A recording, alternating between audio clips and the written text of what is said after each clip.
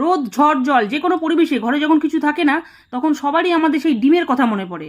আর তখন ডিমই একমাত্র ভরসা থাকে। আর এই ডিম দিয়ে আমরা নানা ধরনের রেসিপি খেয়ে থাকি, ভাজা, ভর্তা, কারি, ঝোল, কত কিছু। আজ তেমনই এক হাঁসের ডিমের রেসিপি নিয়ে হাজির হয়েছি। প্রথমে কড়াইতে হাঁসের ডিমগুলো দিয়ে সেদ্ধ করে নিয়ে, সেদ্ধ হয়ে গেলে ঠান্ডা করে নিয়ে খোসা ছাড়িয়ে নিয়ে ডিমগুলোকে একটা বাটির মধ্যে নিয়ে নুন হলুদ মাখিয়ে কড়াইতে তেল গরম করে ডিমগুলোকে হালকা ভেজে নিলাম।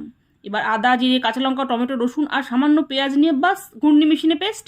এবার পেস্ট করা মশলাকে ওই কড়াইতে দিয়ে একে একে নুন হলুদ কাশ্মীরি লঙ্কার গুঁড়ো দিয়ে লো হিটে ভালো করে কষিয়ে মশলা থেকে তেল ছেড়ে এলে পরিমাণ মতো জল দিয়ে দিলাম।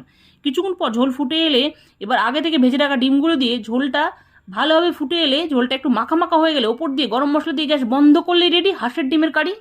বাস এবার দুপুরবেলা গরম গরম ভাতের সাথে একটু ডিম কারি নিন, সাথে একটু গ্রেভি নিন, ভাত মেখে মুখে নিন। ডানাতের কাজ চালু করুন তো। বলছি এই রেসিপিটা কিন্তু রুটি লুচি পরোটার সাথেও বেশ লাগবে। এমন একখান রেসিপি বানায় দিছি না, দেখবেন একবার বানান দুবেলাতেই ছুটি।